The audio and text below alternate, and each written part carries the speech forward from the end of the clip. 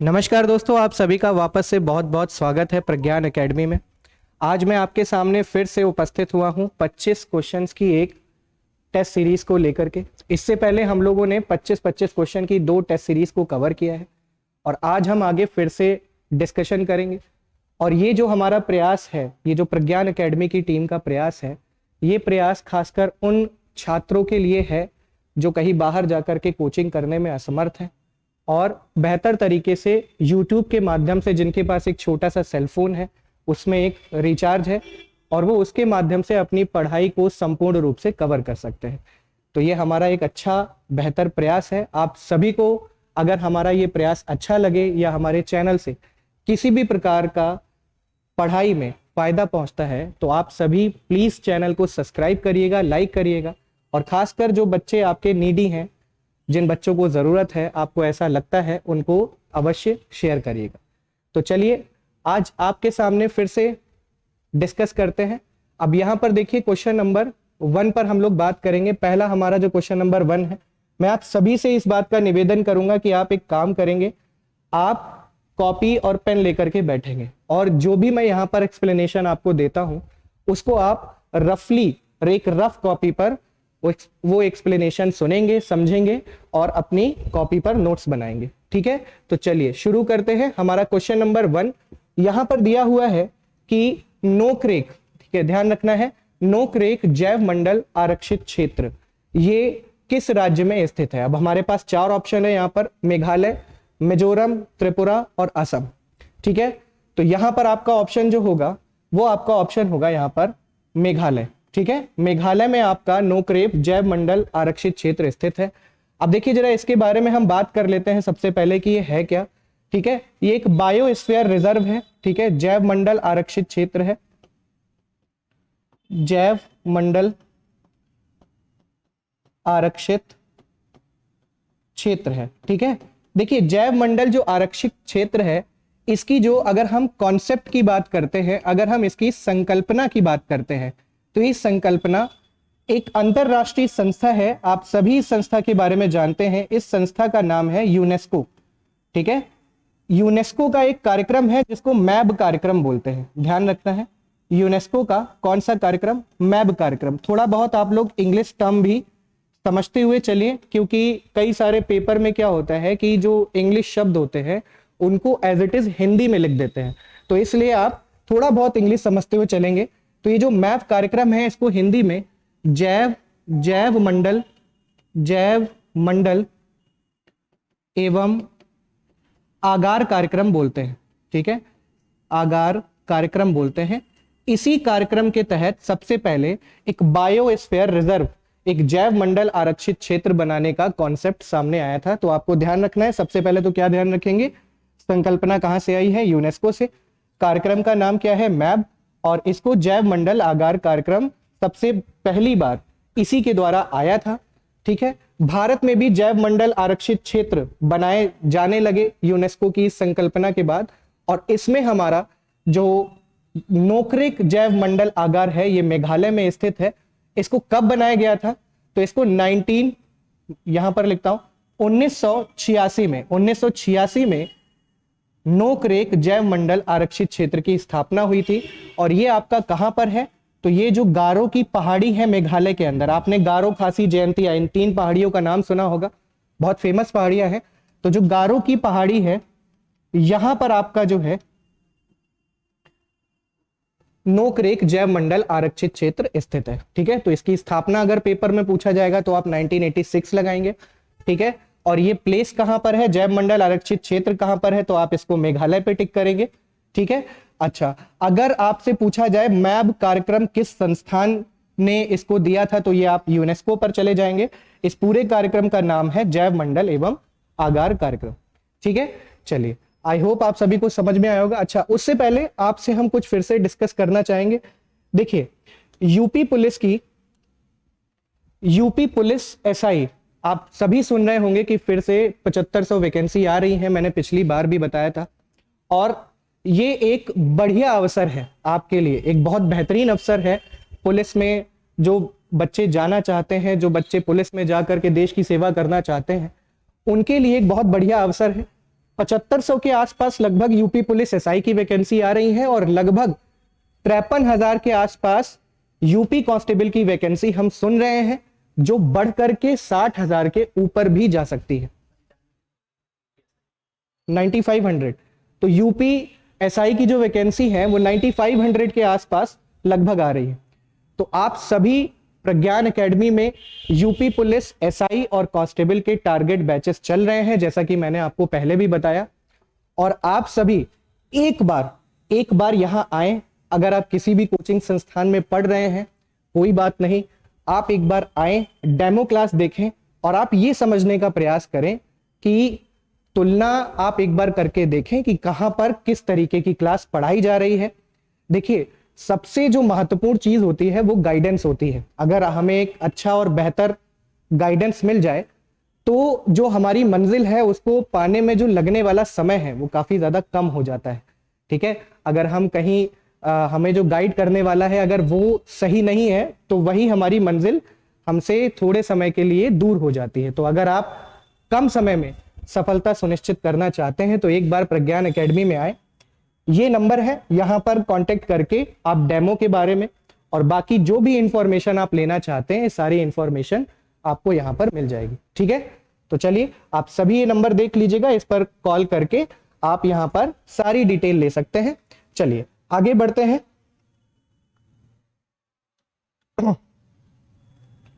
अगले सवाल की ओर। अब हमारा जो अगला सवाल है, एक सींग वाले गैंडे के लिए प्रसिद्ध है। अब यहां पर देखिए कुछ राष्ट्रीय पार्क आपके दिए हुए हैं और पूछ रहा है आपसे एक सींग वाला गेंडा इसके लिए कौन सा प्रसिद्ध है। अब ये काजीरंगा राष्ट्रीय पार्क है, मानस राष्ट्रीय पार्क है, पेरियार राष्ट्रीय पार्क है और हेमिस राष्ट्रीय पार्क है। ठीक है, तो आप सभी जानते हैं, बहुत फेमस सवाल है। काजीरंगा राष्ट्रीय पार्क ये आपका कहां पर है? असम में है। कहां पर है? असम में। मानस राष्ट्रीय पार्क ये भी आपका कहां पर है? असम में है। ठीक है, पेरियार, आपका पेरियार नदी आपने केरल की सुनी होगी, तो ये आपका केरल में है। और हेमिस राष्ट्रीय पार्क आपका कहां पर है? लद्दाख में। ठीक है, तो इनके प्लेसेस ये रहे। अब जो काजीरंगा राष्ट्रीय पार्क है, ये जो काजीरंगा है ये आपका फेमस है एक सींग वाले गैंडे के लिए। एक सींग वाले गैंडे के लिए फेमस है। जो मानस राष्ट्रीय पार्क है ये आपका जंगली भैंसे के लिए प्रसिद्ध है। पेपर में आपका सवाल पूछा जाता है, खासकर जब आप आरओ का एग्जाम देंगे और जब आप इस तरीके के एग्जाम देंगे तो ये भी पूछा जाता है कि ये किस लिए फेमस है।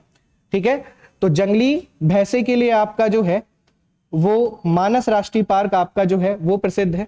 पेरियार राष्ट्रीय पार्क आपका केरल में है और हेमिस आपका कहां पर है? लद्दाख है। अगर आपसे पूछा जाए कि भारत का सबसे बड़ा राष्ट्रीय पार्क कौन सा है, सबसे बड़ा राष्ट्रीय पार्क आपका हेमिस है। क्षेत्रफल के हिसाब से जो सबसे बड़ा राष्ट्रीय पार्क है वो आपका हेमिस वाला है और ये कहां पर है? लद्दाख।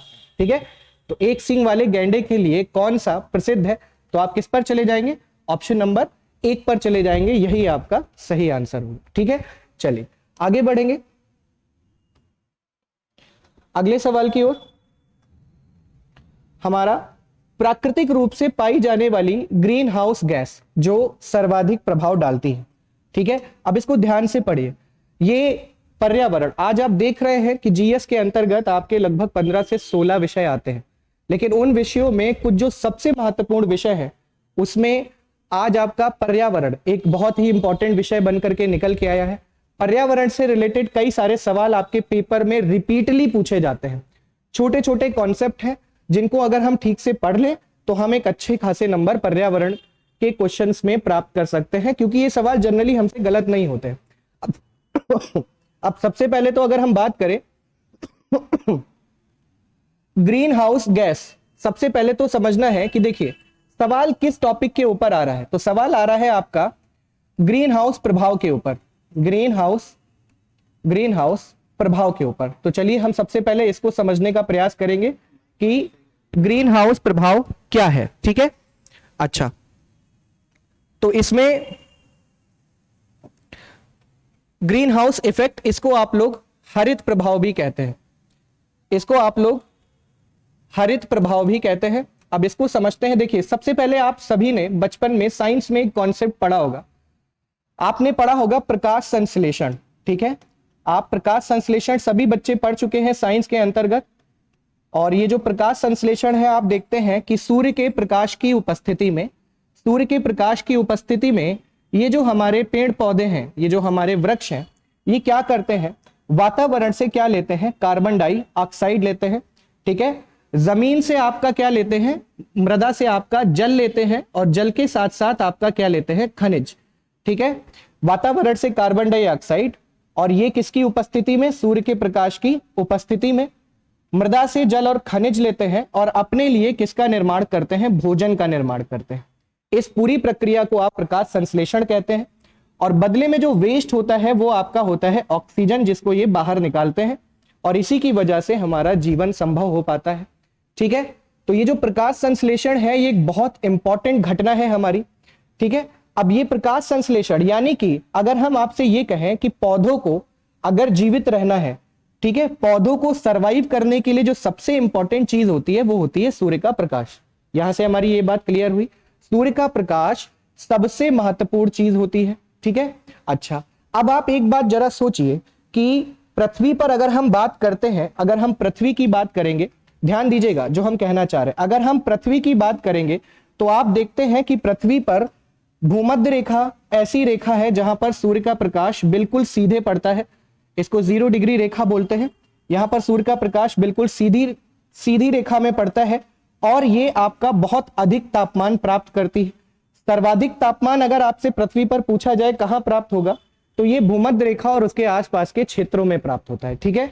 अच्छा, जैसे जैसे हम भूमध्य रेखा से उत्तर और दक्षिण की ओर बढ़ते हैं, कहां बढ़ते हैं, उत्तर की ओर या फिर दक्षिण की ओर बढ़ते हैं, तो आप यहां पर देखिए, चूंकि पृथ्वी हमारी दीर्घ वृत्ताकार शेप में है, आप देख सकते हैं पृथ्वी की जो शेप है ये दीर्घ वृत्ताकार शेप में है। जैसे आपने आलू देखा होगा, आप आलू देखिए तो आलू को दीर्घ वृत्ताकार शेप, या आप एक अंडा, आपने अंडा सभी ने देखा होगा, तो अंडा एक बढ़िया एग्जाम्पल है। तो पृथ्वी आपकी लगभग उसी शेप में है, और इस वजह से जब हम भूमध्य रेखा से उत्तर और दक्षिण की ओर जाते हैं तो आपका तापमान क्या होने लगता है, तापमान आपका घटने लगता है।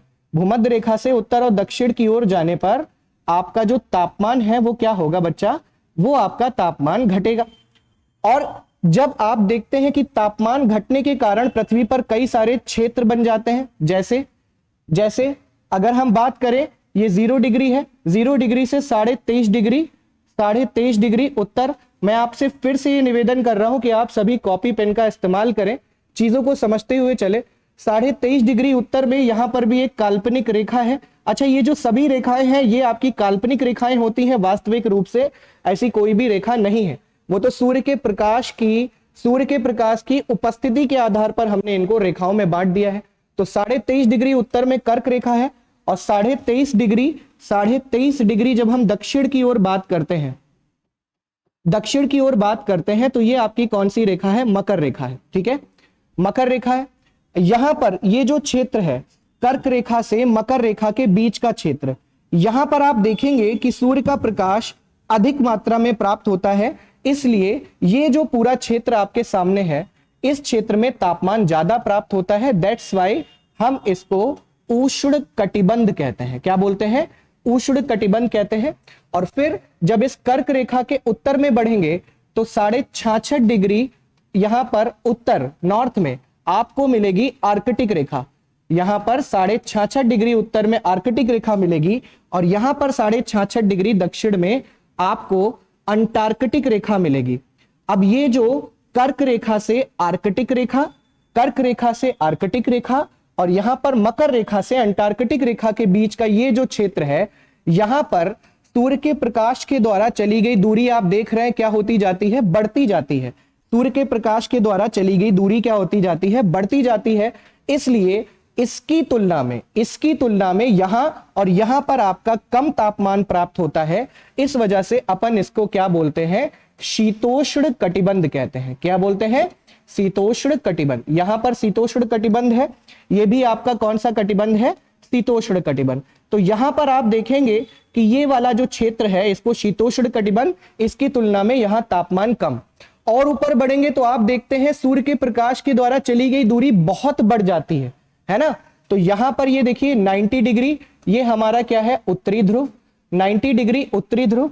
और ये हमारा 90 डिग्री क्या है, दक्षिणी ध्रुव। और आप कहते हैं कि सर अच्छा एक बात समझ में आई कि भूमध्य रेखा से जब हम उत्तर और दक्षिण की ओर जाएंगे तो तापमान घटने लगता है, ये उष्ण कटिबंध है, ये शीतोष्ण कटिबंध है, और यहां पर सूर्य की किरणों का तिरछापन बहुत ज्यादा हो जाता है, इसीलिए इस पूरे क्षेत्र में बहुत कम तापमान प्राप्त होता है। यहां पर लगभग बर्फ जमी रहती है, सूर्य का प्रकाश नहीं मिलता है, इसलिए इसको अपन क्या बोलते हैं, शीत कटिबंध। क्या बोलते हैं, शीत कटिबंध, शीत कटिबंध। ठीक है, अच्छा तो आई होप आपको ये पूरा फिगर अच्छे से समझ में आ गया होगा।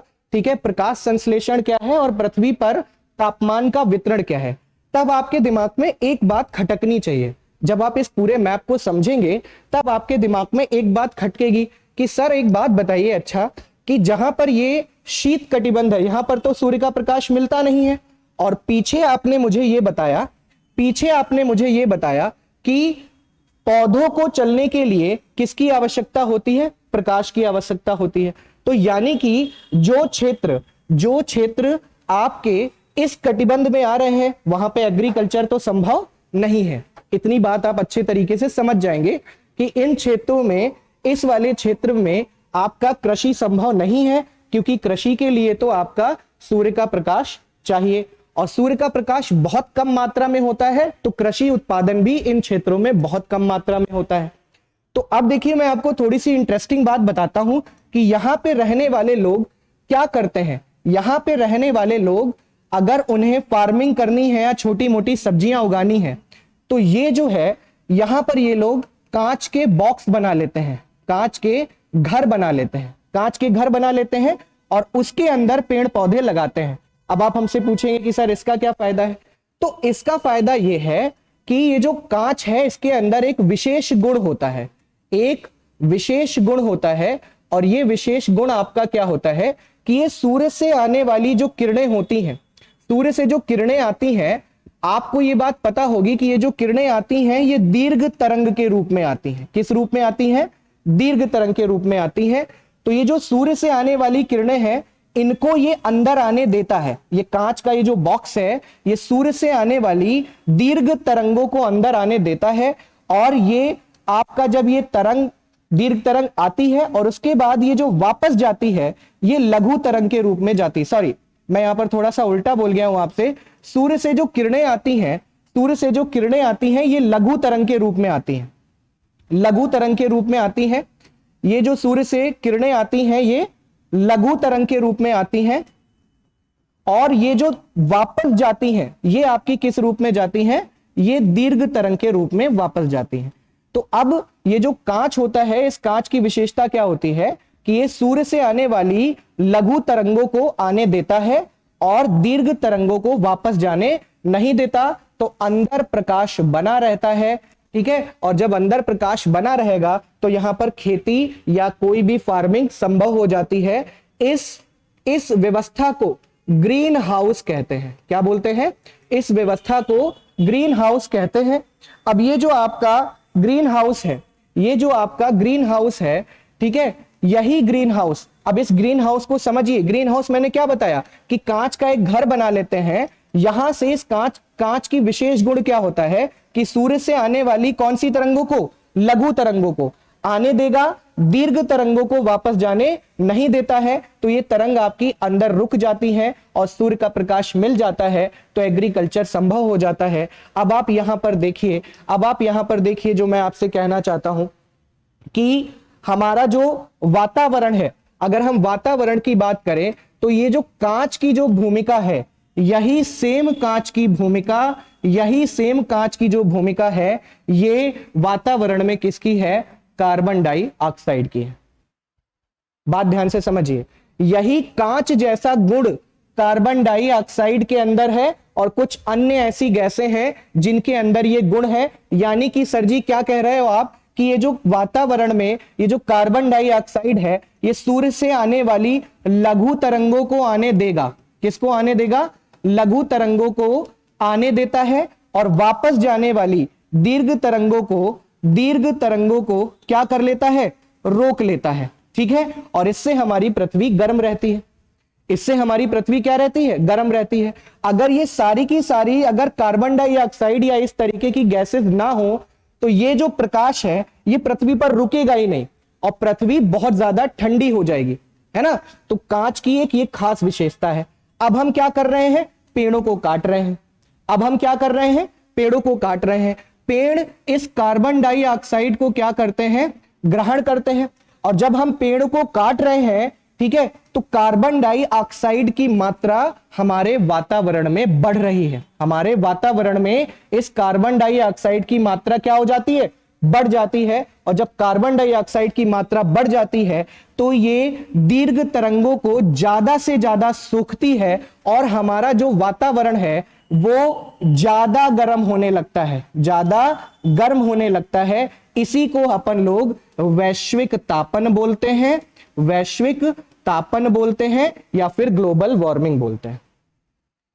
ठीक है, यानी कि वैश्विक तापन वो घटना है जब हमारे वातावरण में कार्बन डाइऑक्साइड की मात्रा क्या हो जाती है, बढ़ जाती है। वो इन दीर्घ तरंगों को क्या कर लेती है, रोकने लगती है। और जब ये रोकती है तो वातावरण हमारा ज्यादा गर्म हो जाता है। अब वातावरण जब ज्यादा गर्म हो जाएगा तो क्या क्या प्रभाव पड़ेगा, जो हमारे हिमालय हैं, हिमालय पर जो हमारे ग्लेशियर हैं, जो हमारे ग्लेशियर हैं वो आपके क्या हो जाएंगे, वो पिघलेंगे। और ये जो ग्लेशियर का पानी होगा ये नदियों में जाएगा। और जब नदियों में जाएगा तो आप देखेंगे कि आपको बाढ़ की समस्या देखने को मिलेगी, है ना। नदियों का पानी समुद्र में जाएगा, नदियों का पानी कहां जाएगा, समुद्र के अंदर जाएगा, समुद्र का जलस्तर बढ़ेगा। तो जो भी देश, जैसे भारत की अगर हम बात करते हैं, 3 तरफ से समुद्र से घिरा है, पानी अंदर घुस जाएगा और यहां पर ऐसे लोगों का जो समुद्र के किनारे आसपास रह रहे हैं उनका पूरा जीवन प्रभावित हो जाएगा, उनके जीवन पर संकट आ जाएगा। तो वैश्विक तापन जो है, वैश्विक तापन जो है वो अच्छी घटना नहीं है। और ये जो घटना है ये जनरली हमारी पेड़ काटने से उत्पन्न होती है। पूरा लॉजिक समझ गए। अब मैंने आपको बताया कि CO2 के अंदर ऐसा गुण है जो सूर्य से आने वाली लघु तरंगों को आने देगा, दीर्घ तरंगों को वापस जाने नहीं देगा। और जब वातावरण में CO2 की मात्रा बढ़ेगी तो वैश्विक तापन होगा। ठीक है, अब कौन कौन सी और गैसें हैं, कौन कौन सी और गैसें हैं जो CO2 की तरह जिनका गुण होता है। इसमें एक गैस आपकी तो CO2 हो गई, एक गैस आपकी CO2 हो गई, दूसरी गैस आपकी CO2 यानी कि कार्बन डाइऑक्साइड, दूसरी गैस आपकी नाइट्रस ऑक्साइड, दूसरी गैस आपकी नाइट्रस ऑक्साइड, तीसरी गैस हमारी मीथेन, मीथेन, और चौथी गैस जो हमारी होगी वो होगी जल वाष्प।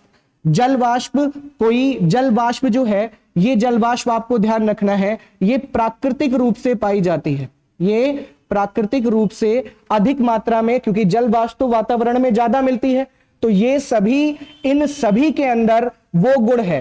कौन सा गुण है, ये सारी की सारी ग्रीन हाउस गैसेज हैं। और वातावरण में जब इनकी मात्रा बढ़ेगी तो सूर्य से आने वाली लघु तरंगों को आने देगी और वापस जाने वाली तरंगों को जाने नहीं देगी। वातावरण हमारा गर्म होगा, वैश्विक तापन होगा। और जब वैश्विक तापन होगा तो जीवन यापन क्या होगा, प्रभावित होगा। ठीक है, अब यहां पर वापस से आप आ जाइए, अब अपने आप सवाल को हल करिए। मैंने आपको पूरा लॉजिक बता दिया।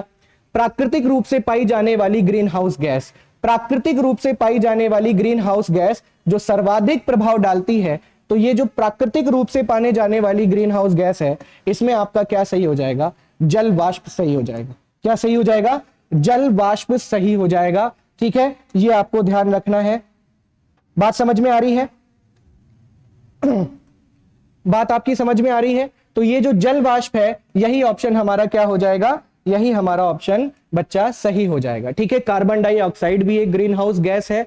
ठीक है, क्लोरोफ्लोरोकार्बन भी ग्रीन हाउस गैस है एक तरीके की, ओजोन भी हमारी एक तरीके की ग्रीन हाउस गैस है। लेकिन मेजर ग्रीन हाउस गैस कौन सी है, वो गैस है जो मैंने आपको अभी यहां पर बताई। आप सभी ध्यान रखिएगा, ये हमारी मेजर ग्रीन हाउस गैसेज है। ठीक है, ये छोटे वाले तो होम के नीचे, होम के नीचे।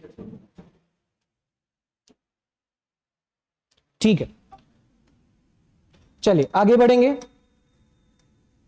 अगला हमारा सवाल है, निम्नलिखित द्वीप में से कौन सा एक, निम्नलिखित द्वीप में से कौन सा एक 10 डिग्री जलमार्ग द्वारा 10 डिग्री जलमार्ग द्वारा आपस में पृथक किया जाता है? बड़ा बढ़िया सा सवाल है, बहुत अच्छा सा सवाल है, ठीक है। 10 डिग्री जलमार्ग द्वारा बहुत सारी वैकेंसी आने वाली है। एक वैकेंसी कांस्टेबल की आएगी, एक एसआई की वैकेंसी आएगी, समीक्षा अधिकारी की भी वैकेंसी आने वाली है। जुलाई में इसका नोटिफिकेशन, जुलाई लास्ट तक आपका जो है किसी भी हालत में समीक्षा अधिकारी का नोटिफिकेशन आने की संभावना है। फिर से समीक्षा अधिकारी और इस तरीके के जितने भी एग्जाम्स हैं उन सभी के बैच आपके प्रज्ञान एकेडमी में चलाए जा रहे हैं। किसी भी प्रकार की इंफॉर्मेशन आपको चाहिए तो आप, जो मैंने अभी आपको बोर्ड पर नंबर दिखाया था, आप उन सारे के सारे नंबरों पर कॉल करके किसी भी प्रकार की जानकारी ले सकते हैं। चलिए अब हम बात करेंगे निम्नलिखित में से कौन सा एक 10 डिग्री जलमार्ग द्वारा आपस में पृथक किया जाता है। तो देखिए यहां पर 4 ऑप्शन है। तो अब देखिए सबसे पहले तो मैं आपको अंडमान निकोबार के बारे में कुछ बताऊंगा। अंडमान निकोबार है, ये लगभग 572 द्वीपों का एक समूह है, 572 द्वीपों का समूह है और भौगोलिक रूप से ये हिमालय का ही विस्तार माना जाता है। हिमालय जो है आप सभी को पता है, अगर हम भारत की बात करें तो आप यहां पर देख सकते हैं, ठीक है, ये कुछ इस तरीके का मैप है ना, भारत का मैप है। और हिमालय आपको पता है कि जो मेन हिमालय है वो इस तरीके से गया है और फिर यहां पर दक्षिण की तरफ मुड़ करके समुद्र में आपका चला गया है। यही आपका महान हिमालय है। अरुणाचल प्रदेश में ये मुड़ जाता है और फिर ये आपका नागालैंड होते हुए ये आपका दक्षिण की तरफ निकल जाता है और यही हिमालय की चोटियां भारत के दक्षिण में अंडमान निकोबार के रूप में समुद्र के तल से ऊपर निकली हुई है। तो 572 छोटे छोटे द्वीपों का आपका समूह है अंडमान निकोबार। अब अंडमान निकोबार आप देखिए जब तक आपको कुछ अलग ना मिले तब तक यहां बिल्कुल मत आइएगा। जब तक आपको औरों से अच्छी क्लास, आप चले जाइए, आप किसी भी संस्थान में पढ़ते हैं, लेकिन आप एक बार आकर के प्रज्ञान एकेडमी में तुलनात्मक रूप से यह समझने का प्रयास करें कि यहां पर पढ़ाई का स्तर कैसा है। बिल्कुल टारगेट और ओरिएंटेड बैच आपके चलाए जा रहे हैं, सारे के सारे एग्जाम्स को लेकर के चलाए जा रहे हैं, ठीक है। तो अंडमान निकोबार आपका 572 द्वीपों का आपका एक समूह है और ये जो अंडमान निकोबार है इसको अगर हम बात करें तो देखिए सबसे पहले जो अंडमान है वो इस तरीके से, अंडमान निकोबार की जब हम बात करते हैं तो देखिए सबसे पहले अंडमान निकोबार में ये मेन आइलैंड है, इसको अपन उत्तरी अंडमान कहते हैं। उत्तरी अंडमान के बाद ये वाला आपका मध्य अंडमान है, फिर ये वाला आपका दक्षिणी अंडमान है। ध्यान दीजिएगा मेरी बात को, ये वाला हमारा दक्षिणी अंडमान है और ये वाला हमारा लिटिल अंडमान है, ठीक है। टोटल 572 द्वीप है, लेकिन उसमें से कुछ जो मुख्य द्वीप है वो ये वाले हैं, उत्तरी, मध्य, दक्षिणी और लिटिल अंडमान, ठीक है। अब ये जो उत्तरी अंडमान है, यहां पर आपकी जो चोटी है अंडमान निकोबार की चोटी, सर्वोच्च चोटी, सबसे ऊंची चोटी सैडल पीक स्थित है। ध्यान दीजिएगा, उत्तरी अंडमान में आपका जो है अंडमान निकोबार की सबसे ऊंची चोटी सैडल पीक स्थित है। मध्य अंडमान के पूर्व में आप ध्यान रखना, यहां पर पूर्व में एक आइलैंड है जिसको बैरन द्वीप बोलते हैं। क्या बोलते हैं? बैरन द्वीप। और यहां पर भारत का एकमात्र सक्रिय ज्वालामुखी आपका मध्य अंडमान के पूर्व में बैरन द्वीप में स्थित है। बात समझ में आ रही है? ठीक है। तो बैरन द्वीप के मध्य अंडमान के पूर्व में बैरन द्वीप है और यहीं पर भारत का एकमात्र सक्रिय ज्वालामुखी स्थित है। उसके बाद यहां पर आपका ये दक्षिणी अंडमान है। दक्षिणी अंडमान पर ही अंडमान निकोबार की राजधानी है पोर्ट ब्लेयर, ठीक है। अंडमान निकोबार की जो राजधानी है पोर्ट ब्लेयर, ये दक्षिणी अंडमान में आपकी है, ठीक है। उसके बाद ये लिटिल अंडमान है। अब देखिए लिटिल अंडमान के बाद आपका ये तो अंडमान हो गया, ये आपके क्या हो गए सारे के सारे, ये सारे के सारे कौन से हो गए? अंडमान आइलैंड हो गए। इसके बाद आपका निकोबार है, इसके बाद हमारा कौन सा है? निकोबार है। बात समझ में आ रही है? इसके बाद हमारा कौन सा आइलैंड है? आपका निकोबार है। एक बार मैं इसे फिर से बनाऊंगा। देखिए ये तो मैंने आपको बता दिया, अब जरा चित्र एक बार फिर से मैं बनाता हूं यहां पर आपके लिए, ठीक है। तो देखिए सबसे पहले उत्तरी अंडमान, उत्तरी अंडमान के बाद में आपका मध्य अंडमान, मध्य अंडमान के बाद में आपका दक्षिणी अंडमान, फिर आपका कौन सा लिटिल अंडमान। लिटिल अंडमान के बाद ये चारों आपके कौन से हैं, ये चारों अंडमान के आइलैंड हैं, ये चारों आपके कैसे आइलैंड हैं, अंडमान के। इसके बाद हमारा आता है निकोबार। निकोबार में ये आपका आ जाएगा, ये वाला कौन सा, ये वाला आपने कहा सर जी उत्तरी अंडमान, अभी मैंने बताया।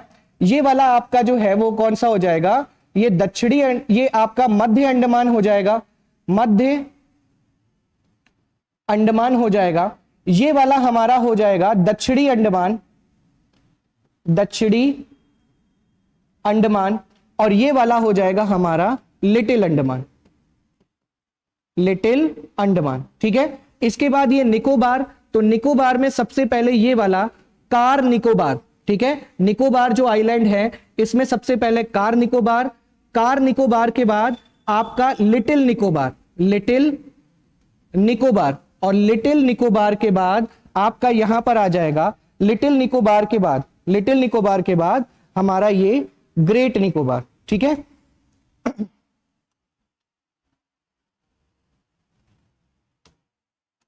लिटिल निकोबार के बाद यहां पर हमारा ये इस तरीके से क्या हो जाएगा, ये हो जाएगा ग्रेट निकोबार। तो ये ग्रेट निकोबार हो जाएगा आपका। ठीक है, तो ये आपका जो है ये कौन से आइलैंड हो गए, निकोबार आइलैंड हो गए। मैंने आपको बताया अंडमान और निकोबार में कुल आपके 572 छोटे छोटे आइलैंड हैं। ठीक है, उत्तरी अंडमान में मैंने आपको बताया यहां पर अंडमान निकोबार की सबसे ऊंची चोटी सैडल पीक स्थित है। आपने कहा सर जी बात समझ में आ गई। मध्य अंडमान के पूर्व में बैरन द्वीप है, बैरन द्वीप है, और यहां पर भारत का एकमात्र सक्रिय ज्वालामुखी है, यहां पर एकमात्र भारत का सक्रिय ज्वालामुखी है बैरन द्वीप पर। दक्षिणी अंडमान ये जो है यहीं पर आपकी अंडमान निकोबार की राजधानी है जिसको पोर्ट ब्लेयर बोलते हैं, पोर्ट ब्लेयर बोलते हैं, ध्यान रखिएगा। ठीक है, और इसके बाद अगर हम बात करते हैं तो देखिए अब ये अंडमान है और ये निकोबार है, ये निकोबार है, ये बीच में एक पतला सा समुद्री रास्ता आपको दिख रहा होगा, ये पतला सा समुद्री रास्ता होता है 10 डिग्री चैनल। ठीक है, 10 डिग्री चैनल। देखिए चैनल या आपकी जो है जल संधि वो आपका क्या होता है, समुद्री रास्ते होते हैं। जब दो महाद्वीप एक दूसरे से किसी समुद्री रास्ते से, दो आइलैंड, दो क्षेत्र, दो स्थल, आप ये कह सकते हैं कि दो स्थल एक दूसरे से जब एक पतले से समुद्री रास्ते से अलग होते हैं तो वो जल संधि कहलाती है। जब रास्ता और पतला होता है तो ये चैनल कहलाता है। ठीक है, और ये जो चैनल या जल संधियां हैं, ठीक है, ये आपका समुद्री व्यापार के लिए बहुत बेहतरीन मार्ग होते हैं। इस वजह से जल संधि या चैनल आपके पेपर में ज्यादा पूछी जाती है। तो 10 डिग्री जो चैनल है वो किससे किसको अलग करता है, अंडमान से निकोबार को अलग करता है। आपने कहा सर जी ऑप्शन तो मेरी समझ में आ गया, ऑप्शन तो मेरी समझ में आ गया। 10 डिग्री जलमार्ग द्वारा अंडमान और निकोबार को अलग किया जाता है। ठीक है, अब देखो यहां पर ये जो ग्रेट निकोबार है, ध्यान दीजिएगा, ये जो ग्रेट निकोबार है इसके नीचे इंडोनेशिया का सुमात्रा द्वीप है, इसके नीचे इंडोनेशिया का सुमात्रा द्वीप है, और यहां पर फिर से आपको पतला सा ये समुद्री रास्ता मिलेगा। यहां पर फिर से आपको पतला सा एक समुद्री रास्ता मिलेगा। ये जो समुद्री रास्ता है ये 6 डिग्री चैनल है। ये कितने डिग्री चैनल है, 6 डिग्री चैनल है। तो 6 डिग्री चैनल जो है आपका किससे किसको अलग करता है, निकोबार को इंडोनेशिया के, यहां पर क्या है, सुमात्रा है। ठीक है, सुमात्रा है, तो 6 डिग्री चैनल निकोबार को सुमात्रा से अलग करेगा। ठीक है, 6 डिग्री चैनल निकोबार को सुमात्रा से अलग करेगा, ध्यान दीजिएगा। बात समझ में आ रही है? तो अब अगर हम कहें कि 10 डिग्री जलमार्ग द्वारा अंडमान निकोबार से अलग होता है, अंडमान निकोबार से अलग होता है, निकोबार एवं सुमात्रा आइलैंड को कौन सा 6 डिग्री चैनल अलग करता है। ये नीचे वाला मैंने आपको बताया, ये नीचे वाला मैंने आपको बताया कि 6 डिग्री जो चैनल है वो निकोबार को सुमात्रा से अलग करता है, इसको 10 डिग्री चैनल अलग करता है, 10 डिग्री चैनल अलग करता है।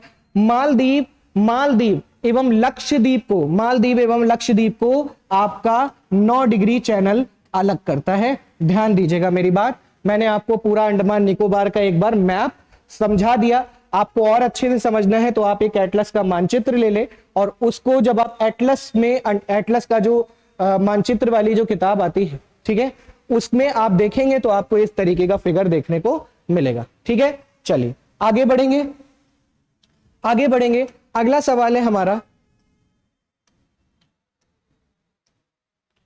क्वेश्चन नंबर 5, निम्नलिखित में से कौन सा एक सही सुमेलित नहीं है। ध्यान दीजिएगा, निम्नलिखित में से कौन सा एक सही सुमेलित नहीं है।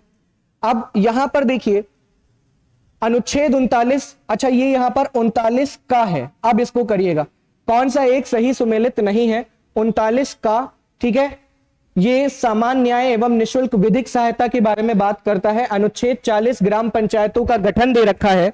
अनुच्छेद 45 6 से 14 वर्ष की आयु के बच्चों को निशुल्क शिक्षा ये दे रखा है। और अनुच्छेद 48 न्यायपालिका से कार्यपालिका का पृथक्करण ये आपके सामने दे रखा है।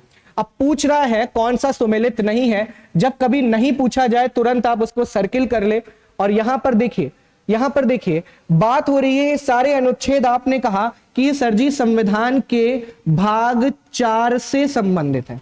किस भाग से संबंधित है? भाग 4 से संबंधित है। और ये जो भाग 4 है ये तो सर राज्य के नीति निर्देशक तत्वों के बारे में है, नीति निर्देशक तत्वों के बारे में है। और नीति निर्देशक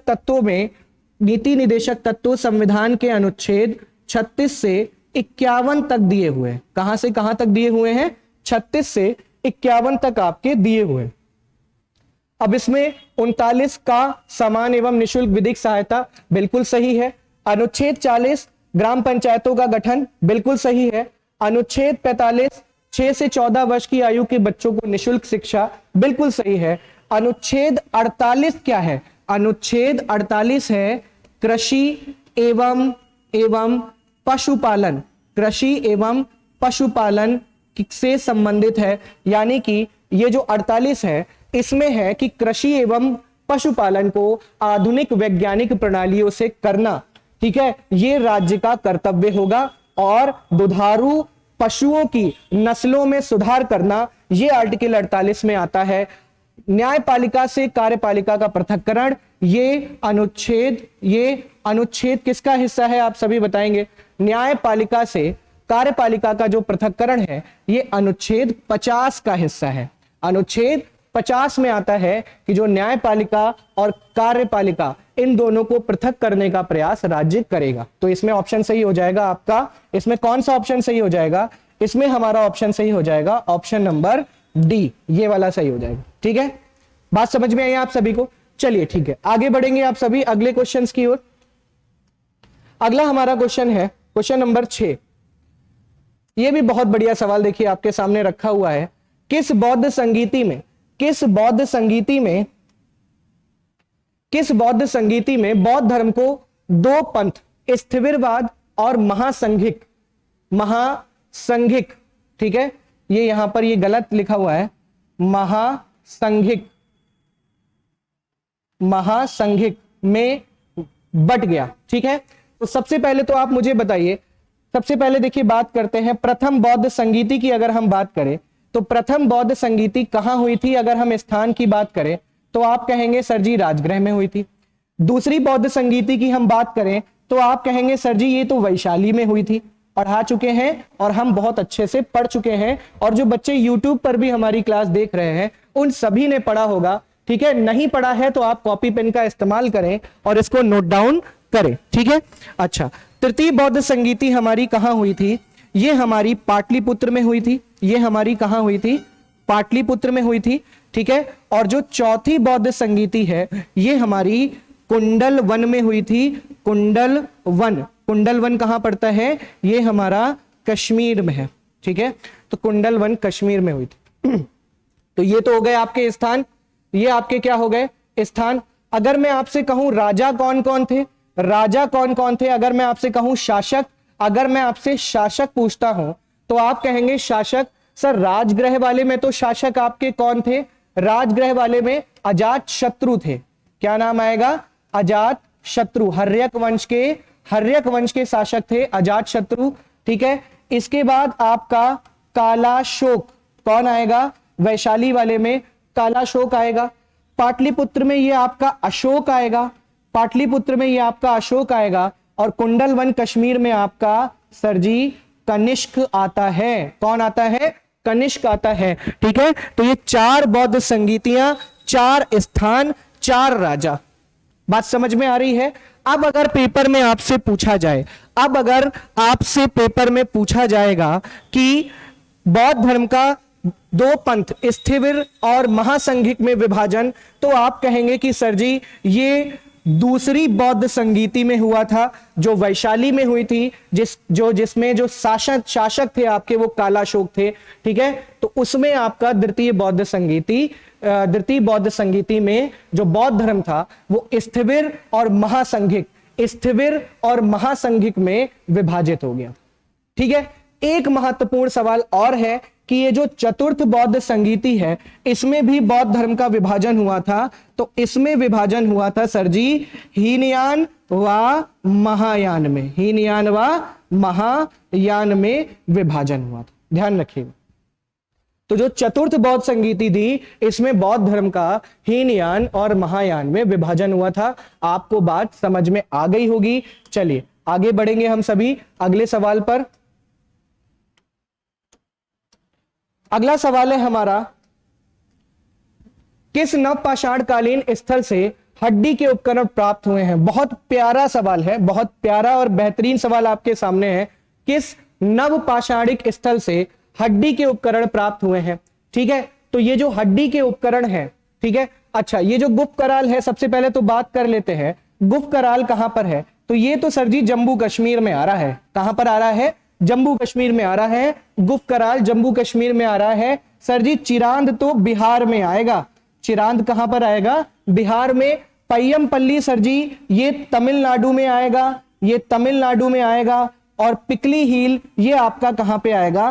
कर्नाटक में आएगा। ठीक है, इस बार आपने यूपी पीसीएस का सवाल देखा था और यूपी पीसीएस में एक सवाल था जिसमें नेवासा और इस तरीके के स्थल दे दिए थे और राज्य दे दिए थे, बोले थे मैच करो। तो स्थल आपको पता होने चाहिए, स्थल आपको पता होने चाहिए। अब ये जो गुप्त कराल है जम्मू कश्मीर वाला, सर जी यहां से तो गर्त आवास के साक्ष्य प्राप्त होते हैं, है ना। यानी कि यहां पर जो मानव था वो गड्ढा बनाकर जमीन के अंदर रहता था। कई कारण हो सकते हैं, ताकि बरसात वगैरह से भी उसकी सुरक्षा हो। ठीक है, आपकी जो है जाड़े से सुरक्षा हो, गर्मी से सुरक्षा हो। ठीक है, तो यहां पर आपका गर्त आवास के साक्ष्य मिले हैं। सर जी चिरांद बिहार से क्या मिले हैं? हड्डी के उपकरण मिले हैं। किसके उपकरण मिले हैं? हड्डी के उपकरण मिले हैं।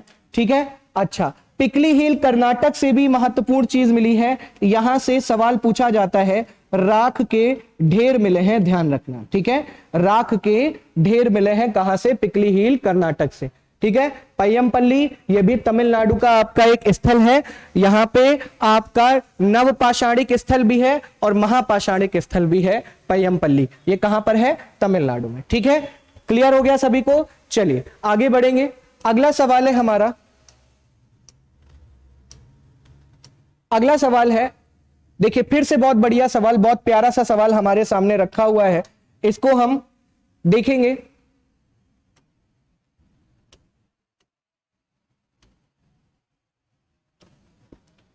हाँ, अब ये सवाल फिर से हमारे सामने है। पटने ये एक मध्य पाषाण कालीन स्थल है, कह रहा है। बागोर एक नव पाषाण कालीन स्थल है और लहुरा देव एक नव पाषाण कालीन स्थल है। और कह रहा है कौन सा एक सुमेलित है। बड़ा ही प्यारा जबरदस्त तरीके का आपका क्वेश्चन आपके सामने रखा हुआ है। तो देखिए यहां पर ये जो पटने हैं ये पुरा पाषाण कालीन स्थल है। कैसा स्थल है? पुरा पाषाण कालीन स्थल। ठीक है, पुरा पाषाण कालीन स्थल है। और यहां से आपका शुतुरमुर्ग के अंडों पर चित्रकारी के साक्ष्य मिलते हैं। किसके साक्ष्य मिलते हैं? चित्रकारी के साक्ष्य आपको मिलते हैं। कहां पर? पटने। और ये पटने कहां पर है? ये पटने कहां पर है? ये पटने हमारा है। ये पटने हमारा कहां पर है? महाराष्ट्र में है। कहां पर है? महाराष्ट्र में। बात समझ में आ रही है? ठीक है, तो ये तो आपका जो है, ये तो आपका जो है ये गलत हो गया।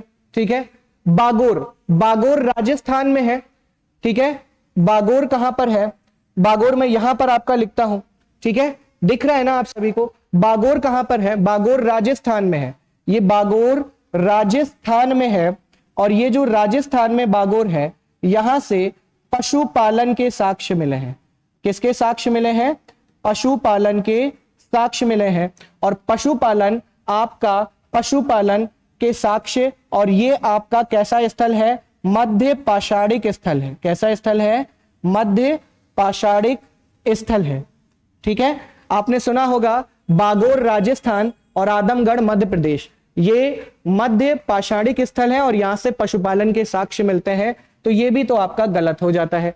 लहुरा देव, लहुरा देव आपका कहां है बेटा? ये यूपी में है। लहुरा देव आपका कहां पर है? यूपी में है। और लहुरा देव से आपका ये नव पाषाणिक स्थल है। लहुरा देव आपका जो है नव पाषाणिक स्थल है। यहां पर लहुरा देव, यहां पर मैं लिख देता हूं, देखिए यहां पर ले आता हूं। यहां देखिए लहुरा देव से ये 8000 ईसा पूर्व यहां पर जो है कृषि होती थी। क्या होती थी? कृषि के साक्ष्य आपको मिले हैं। तो कृषि के जो प्राचीनतम साक्ष्य हैं वो पहले मेहरगढ़ होता था, अब वो स्थल लहुरा देव है, क्योंकि यहां से कृषि के साक्ष्य प्राप्त हुए हैं। मेहरगढ़ से जो कृषि के साक्ष्य मिले हैं वो 7000 ईसा पूर्व पुराने हैं, और ये 8000 ईसा पूर्व पुराने हैं। तो लहुरा देव एक नव पाषाणिक स्थल है, एक नव पाषाणिक स्थल है, और यहां से कृषि के साक्ष्य प्राप्त होते हैं। ऑप्शन यहां पर सर जी हमको केवल 3 दिख गया, हम इस पर टिक करके आगे बढ़ जाएंगे। बात समझ में आ रही है? ठीक है, चलिए आगे बढ़ते हैं। अगला है सिंधु सभ्यता के स्थलों को सुमेलित कीजिए। सिंधु सभ्यता के स्थलों को सुमेलित कीजिए, और यहां पर आपका जो है, यहां पर आपका है, देखिए पाडरी उत्तर प्रदेश, ये पाडरी है, पाडरी ये आपका उत्तर प्रदेश में है। ठीक है, अच्छा इसको सुमेलित करना है, तो देखिए कहां सुमेलित होगा, कहां सुमेलित होगा? अच्छा ये, अच्छा ठीक पाडरी है। अब इसको सुमेलित करना है। देखिए सबसे पहले ये जो पाडरी है ये कहां पर है? ये गुजरात में है। मैं गलती से गलत बोल गया, उत्तर प्रदेश में नहीं है बच्चा, ये कहां पर है? गुजरात में है। बालू आपका कहां पर है? बालू आपका जो है वो हरियाणा में है। बालू आपका कहां पर है? हरियाणा में है। ठीक है, अच्छा बड़गांव जो है ये सहारनपुर डिस्ट्रिक्ट ये यूपी में है, और रोपड़ आपका कहां पर होगा? पंजाब में होगा। अब इसको आप मैच कर देंगे। ठीक है, तो पाडरी आपका कहां चला जाएगा? पाडरी आपका गुजरात में चला जाएगा। ये यूपी पीसीएस में पूछा गया सवाल है।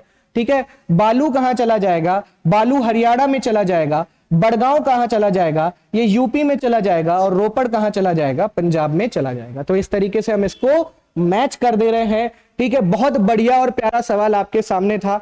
कॉपी पेन का इस्तेमाल करें, कॉपी पेन लेकर के सारी चीजें देखते हुए चले। ठीक है, आगे बढ़ेंगे, आगे बढ़ते हैं। क्वेश्चन नंबर 10, भारत में हड़प्पा का सबसे बड़ा स्थल कौन सा है? ठीक है, आप सभी जानते हैं कि सिंधु घाटी सभ्यता या हड़प्पा सभ्यता हमारी प्राचीनतम सभ्यता है, और विश्व की सबसे प्राचीनतम सभ्यताओं में से एक है। हर पेपर में इंडस वैली सिविलाइजेशन से एक ना एक सवाल जरूर आता है। उसी से एक सवाल है, भारत में हड़प्पा का सबसे बड़ा स्थल कौन सा है? तो ये जो हड़प्पा का सबसे बड़ा स्थल है ये आपका कौन सा होगा? ये राखीगढ़ी होगा। राखीगढ़ी स्थल ये आपका कहां पर है? हरियाणा में है। और वर्तमान में ये जो स्थल है इस पर खतरा है। ठीक है, ये स्थल जो है इसको नुकसान हुआ है समय के साथ। ठीक है, तो इस स्थल को आपका जो है मतलब इस स्थल को काफी ज्यादा संरक्षण दिया जा रहा है, इसको प्रोटेक्ट किया जा रहा है। आपको पता है राखीगढ़ी हरियाणा में है। लोथल आपका कहां पर है? गुजरात में है सर जी। कालीबंगा कहां पर है? ये तो सर राजस्थान में है, हमने बहुत बार पढ़ा है। धौलावीरा ये तो कहां पर है? ये सर गुजरात में है। ठीक है, तो आपको ध्यान रखना है राखी गढ़ी भारत में, राखी गढ़ी भारत में हड़प्पा का सबसे बड़ा स्थल है। अगर विश्व में पूछा जाए तो आप मोहनजोदड़ो पर टिक करते हैं, और भारत में पूछा जाए तो आप राखी गढ़ी पर टिक करते हैं। भारत में हड़प्पा का सबसे बड़ा स्थल राखी गढ़ी है। ठीक है, चलिए आगे बढ़ते हैं अगले सवाल पर। हाथी दांत का पैमाना किस हड़प्पा कालीन स्थल में मिला है? ठीक है, अच्छा उससे पहले देखिए, एक कहानी, मैंने अभी एक मूवी देख रहा था तो वहां पर एक कहानी सुनी, मुझे बड़ी अच्छी लगी, तो मैं आपको भी ये कहानी सुनाना चाहता हूं। अब देखिए, उस मूवी में एक मेढक के ऊपर एक कहानी बताई है। एक जो मेढक होता है ना, ये जो मेढक होता है, आपको पता है ये कूदता है, जंप मारता है। अगर हम क्या करें कि एक खौलते हुए पानी में अगर हम मेढक को डालें तो क्या होगा, वो पानी से तुरंत कूद करके बाहर निकल जाएगा, पानी से तुरंत कूद करके बाहर निकल जाएगा। लेकिन अगर हम क्या करें कि सबसे पहले एक ठंडे पानी में अगर हम मेढक को डालते हैं और फिर हम उसको आंच पर रख देते हैं और उस पानी को धीरे धीरे गर्म करते हैं, तो मेढक क्या करता है आपको पता है? मेढक जो है अपने तापमान को धीरे धीरे उस पानी के तापमान से एडजस्ट करने लगता है, अपना शरीर का तापमान उस पानी के तापमान से मिलाने लगता है। तो जब शुरू में पानी धीरे धीरे गर्म होता है तो मेढक पर कोई प्रभाव नहीं पड़ता है, फिर पानी वो धीरे धीरे गर्म होकर के गर्म होता जाता है। और एक स्थिति ऐसी आती है जब पानी खौलने लगता है, उस समय मेढक उस पानी के तापमान से अपने शरीर के तापमान को संतुलित नहीं कर पाता। अब वो पानी से निकलने की कोशिश करता है। जब पानी से निकलने की कोशिश करता है तो वो ये देखता है कि भाई हमने तो अपनी सारी ऊर्जा अपने शरीर को पानी के तापमान से बैलेंस करने में या संतुलित करने में लगा दी, अब मेरे शरीर में ताकत बची नहीं है, और वो मेढक उस पानी से कूद नहीं पाता और तड़प तड़प के उसी पानी में मर जाता है। तो मॉरल ऑफ द स्टोरी ये है कि हम सभी समय के साथ खुद को चीजों से एडजस्ट करने लगते हैं, हम ये मान लेते हैं, समय के साथ हम ये मान लेते हैं कि हमारी किस्मत में यही है, हमारी डेस्टिनी में यही है, और अंत क्या होता है, अंत में हम भी उस मेढक की तरह तड़प तड़प के मर जाते हैं। ठीक है, और ये हम सभी की जिंदगी में होता है। तो कहने का मतलब मेरा ये है कि आपको धारा के विपरीत चलना है, आपको उस मेढक की तरह एडजस्ट नहीं करना है, आपको खुद को जिंदगी के साथ संतुलित नहीं करना है, जिंदगी से लड़ना है। अगर आपको कुछ भी पाना है तो आपको जिंदगी से लड़ना पड़ेगा, जिंदगी से लड़कर हासिल करना पड़ेगा। आज लाखों छात्र, आप देखते हैं कि एक परीक्षा है, एक परीक्षा में 2000 वैकेंसी है और 3 लाख बच्चे उस परीक्षा के लिए पेपर दे रहे हैं। और आपका जो कंपटीशन है वो उन 3 लाख से नहीं होता है, उन 50,000 सीरियस बच्चों से कंपटीशन होता है जो किसी भी परीक्षा की तैयारी आपका समय से अनुशासन के साथ कर रहे हैं। तो ऐसे में थोड़ी सी भी अगर आप लापरवाही करते हैं तो वह आपको पेपर से बाहर पहुंचा देती है, आपको सफलता से दूर कर देती है। तो आपको जिंदगी के साथ एडजस्ट नहीं करना है, परिस्थितियां चाहे जो भी हो, हम सभी को लड़ना है, अपनी मंजिल हासिल करनी है, अंत तक हार नहीं माननी है। आप सभी मेरे साथ, आप सभी जो भी ये क्लास देख रहा हो, उन तक मेरा मैसेज पहुंचा दीजिएगा कि हम सभी को अंत तक हार नहीं माननी है। आपको किसी भी प्रकार की, किसी भी विषय में कोई भी समस्या होती है, प्रज्ञान एकेडमी पे आप कॉल करके अपनी समस्या भी बता सकते हैं। हम जरूरी नहीं है कि आप यहां पर पढ़ने आए, हम आपकी काउंसलिंग भी करेंगे, हम आपको गाइड भी करेंगे, आपको समझाएंगे भी कि जिंदगी में आपको क्या करना है।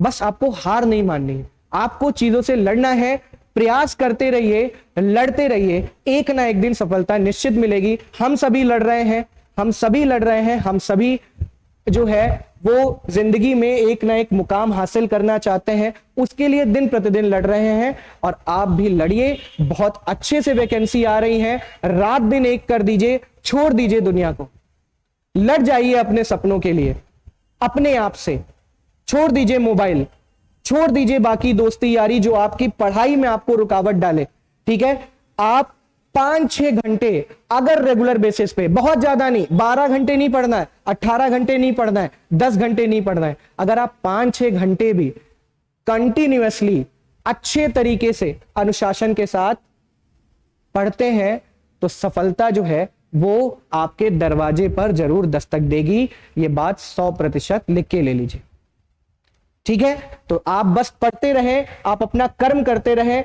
मेढक नहीं बनना है, हार नहीं माननी है। हाथी दांत का पैमाना किस हड़प्पा कालीन स्थल से मिला है? अब हाथी दांत का पैमाना जो है, अब देखिए कालीबंगा, अभी अभी तो आपने हमको बताया कि सर जी ये कालीबंगा तो राजस्थान में है। कालीबंगा कहां पर है? राजस्थान में है। धौलावीरा आपका कहां पर है? ये तो सर गुजरात में है। लोथल आपका कहां पर है? लोथल सर जी ये आपका जो है, ये लोथल कहां पर है? ये गुजरात में है। और ये जो बनावली है ये आपका कहां पर है? हरियाणा में, ठीक है। ये कहां पर है? हरियाणा में है।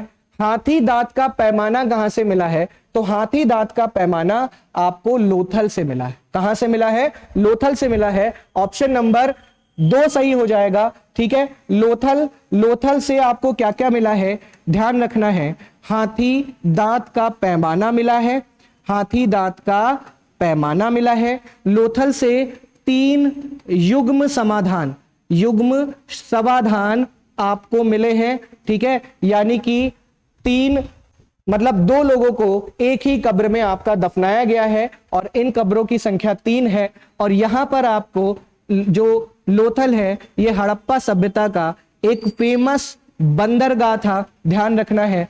तो ये 3 चीजें आपको ध्यान रखनी है लोथल के बारे में, हाथी दांत का पैमाना, 3 युग्मित समाधान, शवाधान और बंदरगाह, ठीक है। अच्छा, तो ये आपको ध्यान रखना है। अगर आपसे पूछा जाए लोथल किस नदी के तट पर है तो आप कहेंगे सर जी लोथल भोगवा नदी के तट पर है।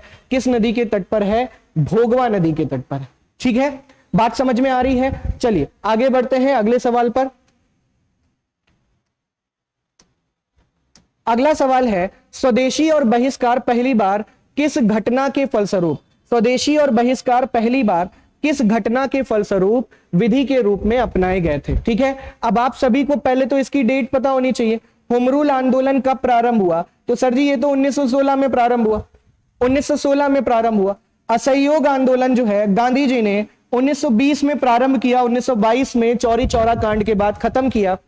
बंगाल विभाजन के विरुद्ध, बंगाल विभाजन के विरुद्ध, ठीक है। अच्छा, स्वदेशी और बहिष्कार पूछ रहा है। अच्छा, साइमन कमीशन, ठीक है। बंगाल विभाजन के विरुद्ध जो आंदोलन है वो कौन सा है हमारा? स्वदेशी आंदोलन। कौन सा आंदोलन है? स्वदेशी आंदोलन, ठीक है। और ये आंदोलन कब स्टार्ट हुआ था? तो ये 1907 में स्टार्ट हुआ था। कब स्टार्ट हुआ था? 1907 में स्वदेशी आंदोलन आपका स्टार्ट हुआ था। साइमन कमीशन की भारत यात्रा, ये तो 1927 में इसका भारत आगमन हुआ था। 1928 में सर जी इसने अपनी रिपोर्ट सौंपी थी। तो अब स्वदेशी और बहिष्कार पहली बार किस घटना के फलस्वरूप विधि के रूप में अपनाए गए थे? तो ये तो आप देख रहे हैं स्वदेशी आंदोलन हमारे सामने है। तो ऑप्शन नंबर 3 सही हो जाएगा। बंगाल विभाजन के विरुद्ध जो स्वदेशी आंदोलन हुआ था उसमें पहली बार स्वदेशी, बहिष्कार जैसे शब्दों का प्रयोग हुआ था, ठीक है। चलिए आगे बढ़ेंगे। अगला सवाल है हमारा पूना पैक्ट। अरे वाह, बहुत बढ़िया सा सवाल है, आप सभी ने पढ़ रखा होगा। पूना पैक्ट का संबंध किससे है? तो ये जो आपका पूना पैक्ट है, ये पूना पैक्ट हमारा 1932 में पूना पैक्ट हुआ था। किसके किसके बीच हुआ था? तो ये आपका गांधी जी व बी आर अंबेडकर के बीच हुआ था। अंबेडकर के बीच पूना पैक्ट हुआ था, ठीक है। गांधी जी और अंबेडकर के बीच पूना पैक्ट या समझौता हुआ था। और यह समझौता किसके खिलाफ हुआ था? तो यह समझौता किसके लिए हुआ था? तो इसको हम कम्युनल अवार्ड बोलते हैं, ठीक है। Communal award.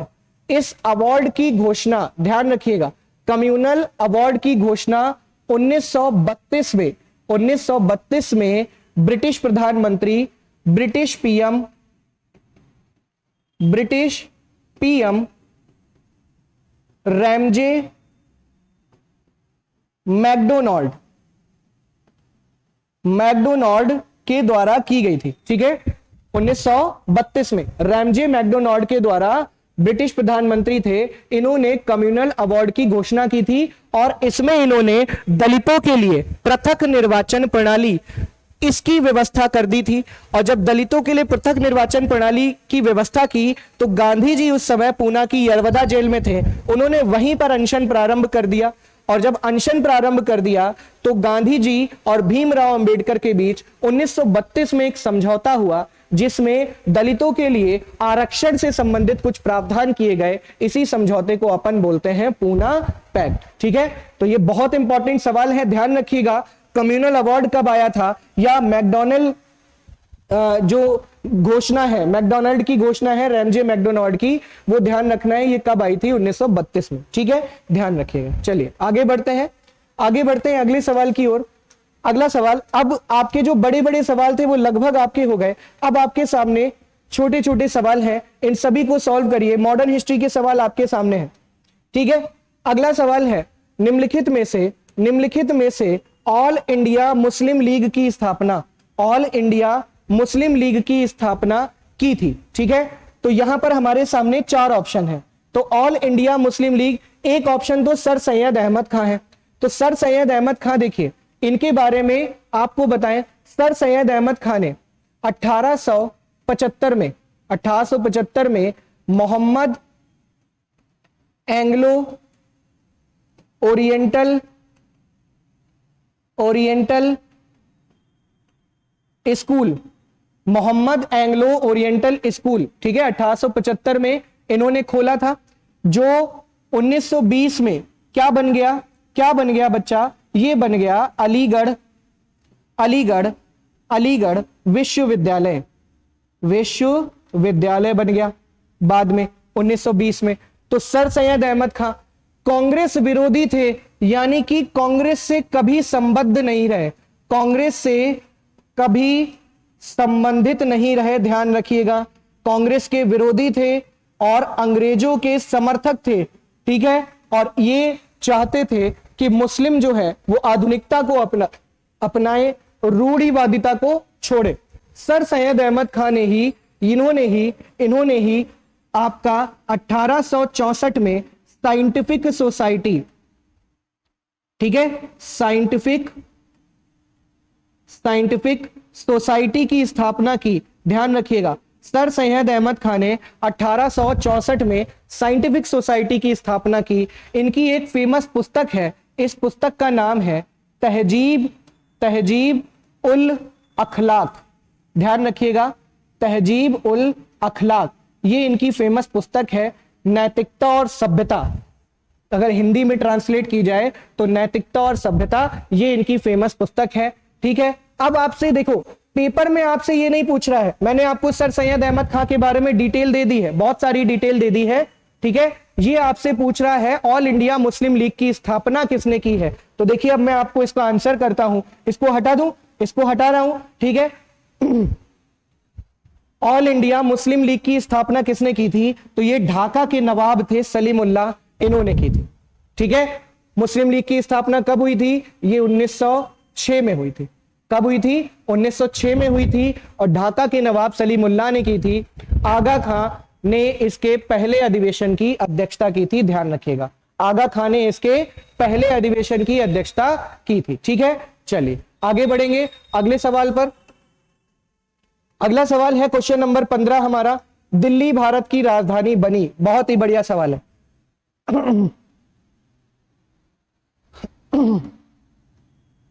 चलिए अगला सवाल देखिए, दिल्ली भारत की राजधानी बनी। तो देखिए यहां पर अगर हम बात करें तो देखिए, सबसे पहले आपको थोड़ा सा बैकग्राउंड में जाना पड़ेगा। बंगाल विभाजन कब हुआ, बंगाल विभाजन आपका जो है वो 1905 में हुआ। किसने किया, लॉर्ड कर्जन ने किया। किसने किया, लॉर्ड कर्जन ने बंगाल विभाजन किया।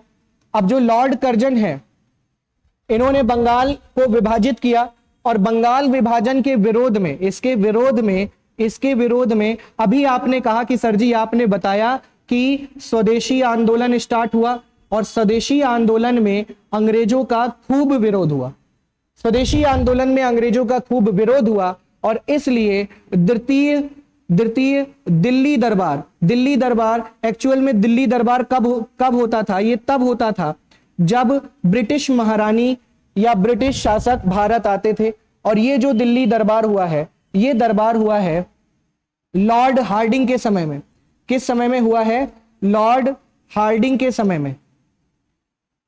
ठीक है, ध्यान रखिएगा, लॉर्ड हार्डिंग के समय में द्वितीय दिल्ली दरबार हुआ है।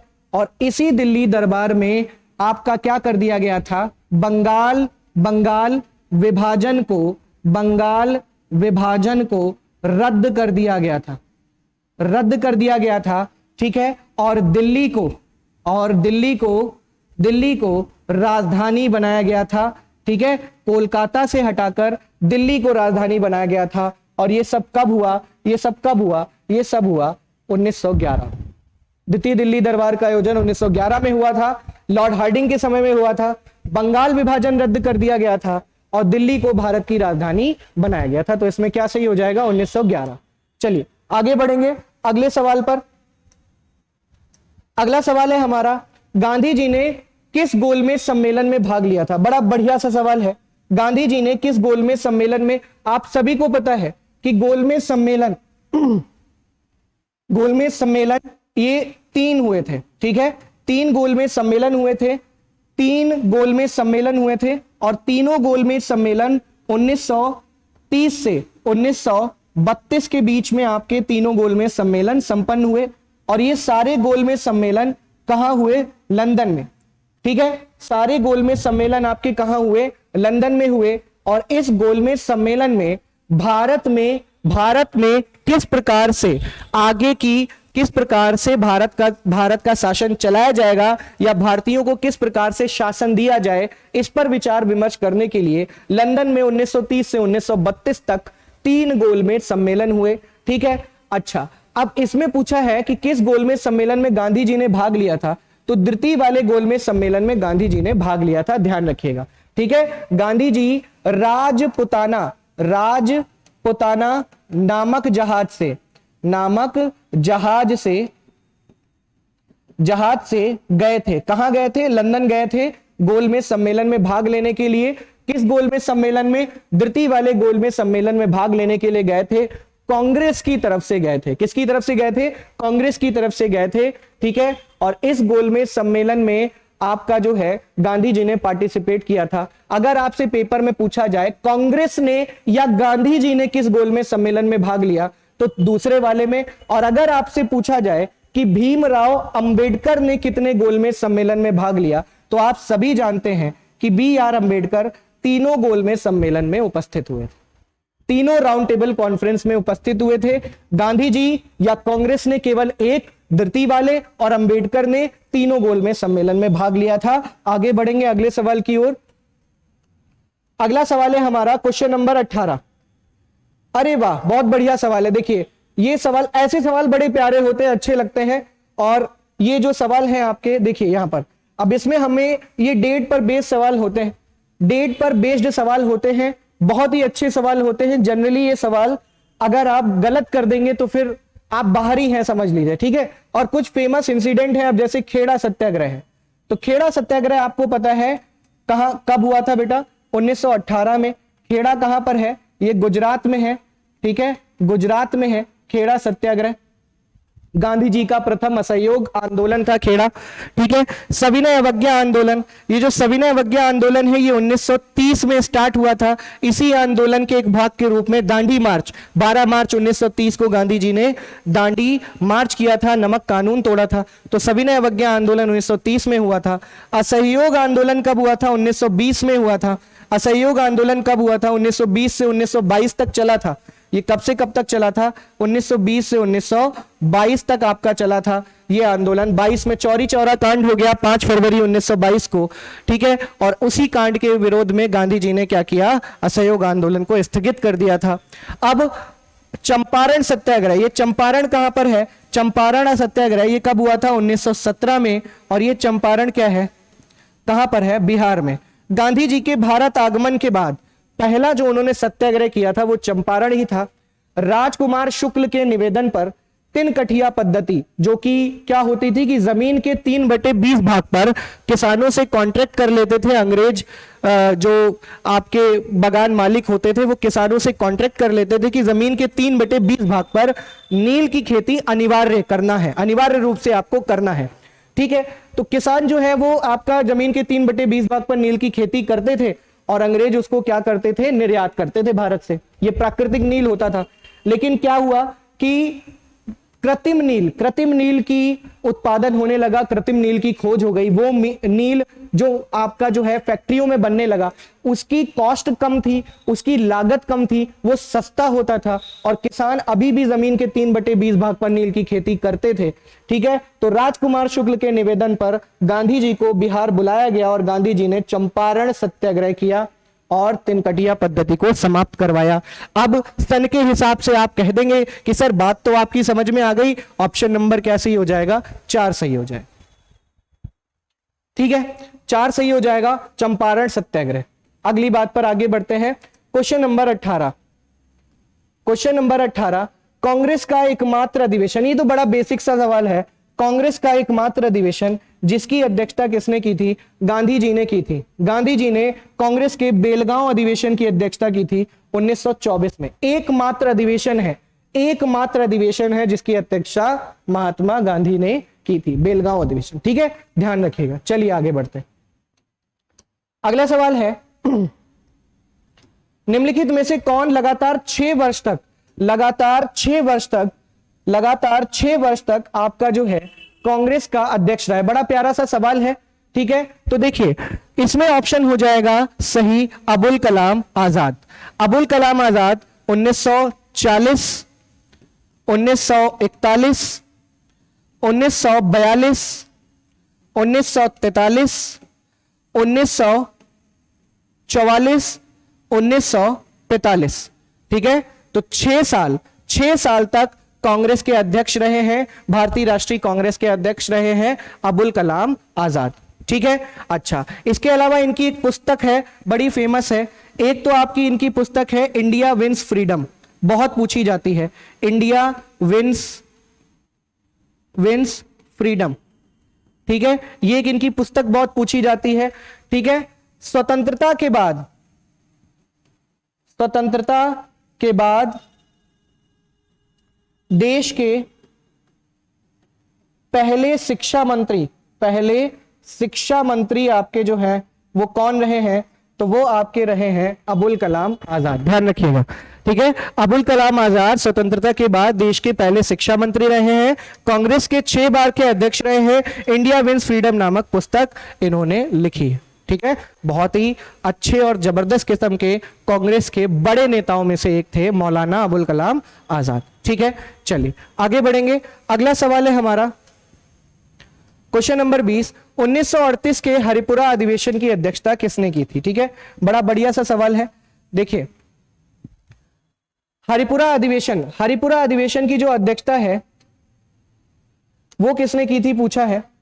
तो यहां पर आपका 4 ऑप्शन दिए हैं, मौलाना अबुल कलाम आजाद, जेबी कृपलानी, राजेंद्र प्रसाद और सुभाष चंद्र बोस। तो मैंने अभी आपको बताया कि बेटा आजाद ने तो 1940 से 1945 तक 6 साल कांग्रेस की अध्यक्षता की थी, ध्यान रखना है।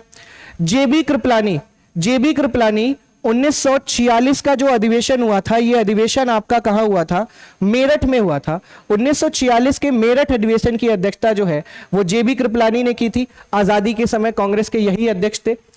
राजेंद्र प्रसाद, इन्होंने 1939 में जब त्रिपुरी संकट हुआ था, त्रिपुरी संकट क्या था कि सुभाष चंद्र बोस और पट्टाभी सीतार मैया जो आपके गांधी जी द्वारा समर्थित कैंडिडेट थे, उन दोनों ने कांग्रेस का इलेक्शन लड़ा अध्यक्ष पद को लेकर के और सुभाष चंद्र बोस इलेक्शन जीत गए। गांधी जी ने सुभाष चंद्र बोस से बोला कि पट्टाभी सीतार मैया की हार मेरी हार है, और इस मैटर पर लेकर के विवाद हुआ और उस विवाद के बाद सुभाष चंद्र बोस ने कांग्रेस छोड़ दी। इस विवाद को हम त्रिपुरी संकट कहते हैं। तो 1939 के त्रिपुरी संकट में राजेंद्र प्रसाद आपके अंतिम रूप से अध्यक्ष बने थे। हरिपुरा अधिवेशन की अध्यक्षता जो है, हरिपुरा अधिवेशन की अध्यक्षता 1938, ये अध्यक्षता सुभाष चंद्र बोस ने की थी। तो यहां पर ऑप्शन नंबर कौन सा सही हो जाएगा? डी सही हो जाएगा या 4 सही हो जाएगा। सुभाष चंद्र बोस ने कांग्रेस के 1938 के हरिपुरा अधिवेशन की अध्यक्षता की थी। ठीक है, चलिए आगे बढ़ेंगे। अगला सवाल अगला सवाल है 21वां। संविधान द्वारा प्रदत्त शोषण के विरुद्ध अधिकार में संविधान द्वारा प्रदत्त शोषण के विरुद्ध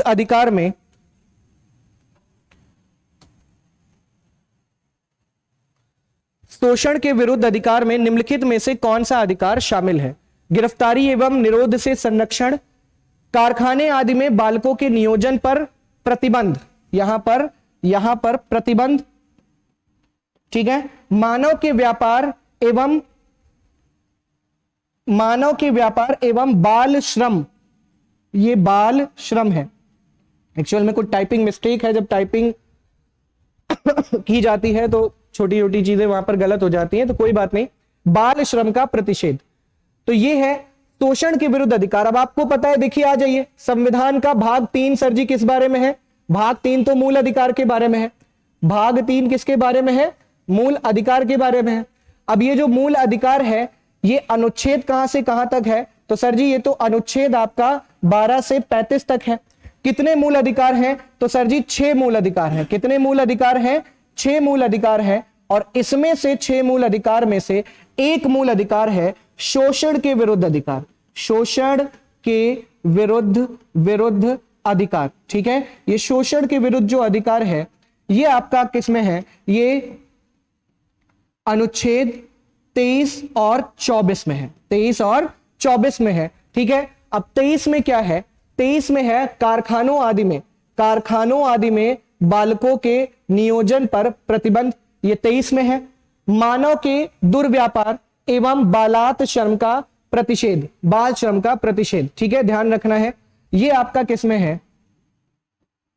ठीक है, ये आपका एक्चुअल में थोड़ा सा उल्टा दे रखा है, अच्छा ये आपने नोट कर लिया होगा तो मैं इसको हटा दे रहा हूं, ठीक है। तो आपका जो है, देखिए आर्टिकल 23 की अगर हम बात करें, आर्टिकल 23, ठीक है, तो आर्टिकल 23 है मानव के दुर्व्यापार एवं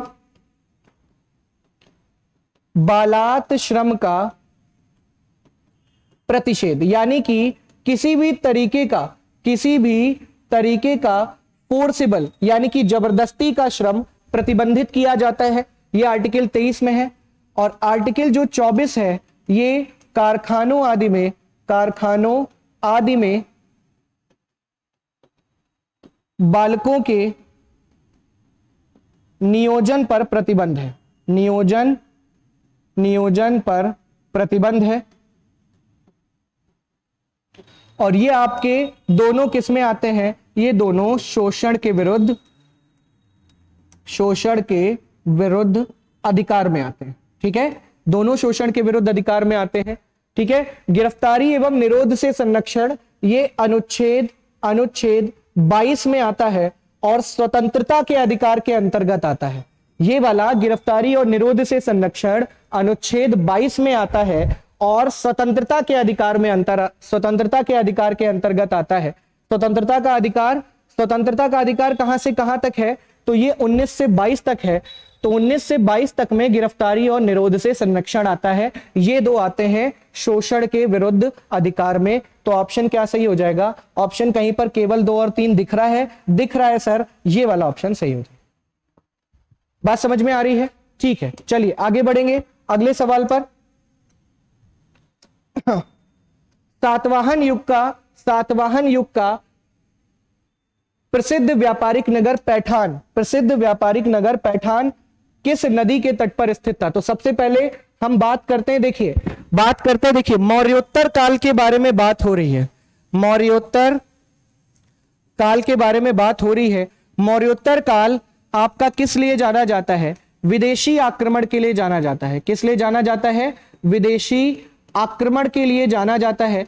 और ये जो मौर्योत्तर काल है, इसमें कुछ आपके जो है देशी शासक थे, देशी शासक थे, और कुछ आपके विदेशी शासक थे। कुछ आपके कैसे शासक थे? विदेशी शासक थे जिन्होंने भारत पर आक्रमण किया था।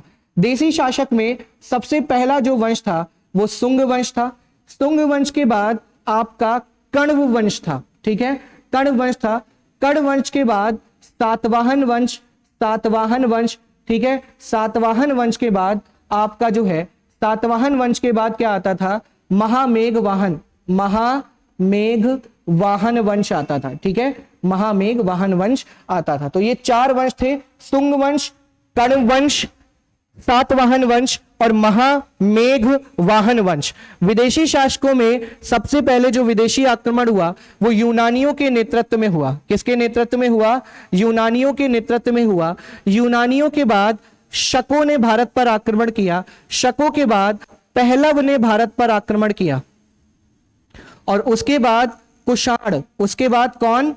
कुषाणों ने भारत पर आक्रमण किया, ठीक है। ये वाला जो क्रम है ये इस बार के यूपीपीसीएस 2023 में पूछा जा चुका है, ठीक है। तो आपको ध्यान रखना है मौर्योत्तर काल, और सातवाहन किस काल का वंश है? मौर्योत्तर काल का वंश है, ठीक है। तो सातवाहन जो काल है, अगर हम इसकी बात करें, सातवाहन युग की बात करें, तो सातवाहन जो है इसका संस्थापक था, इस वंश का जो संस्थापक था ये आपका तिमुक था। इस वंश का संस्थापक कौन था?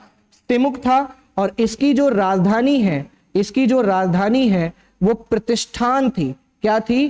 प्रतिष्ठान या पैठान, ठीक है, प्रतिष्ठान या पैठान। और ये किस नदी के तट पर स्थित थी? तो ये गोदावरी नदी के तट पर स्थित।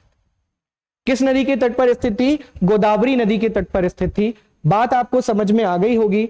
बहुत बढ़िया सा, बहुत बढ़िया सा, बहुत प्यारा सा सवाल है, मैंने इसका फुल एक्सप्लेनेशन आपके सामने रखा है, ठीक है।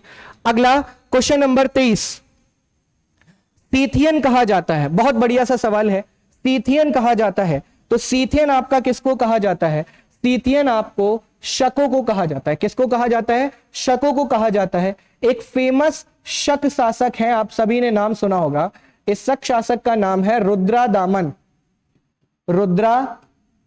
रुद्रादामन। और इनका एक अभिलेख है जिसको जूनागढ़ अभिलेख कहते हैं। कौन सा? जूनागढ़ अभिलेख, ठीक है। और आप सभी जानते हैं ये जो जूनागढ़ अभिलेख है ये विशुद्ध संस्कृत भाषा का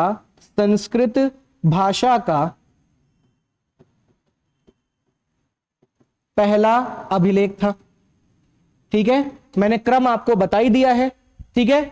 मौर्योत्तर काल का वंश है शक, शकों ने भारत पर आक्रमण किया। फेमस शासक रुद्रादामन, इनका जूनागढ़ अभिलेख विशुद्ध संस्कृत भाषा का पहला अभिलेख था, ठीक है। सीथियन किसको कहा जाता है? शकों का। 2 ही शासक हुए शक जो बहुत फेमस हुए, एक रुद्रादामन हुए और एक आपके नहपान हुए, ठीक है। बात आपकी समझ में आ गई। चलिए आगे बढ़ते हैं। अगला सवाल है क्वेश्चन नंबर 24।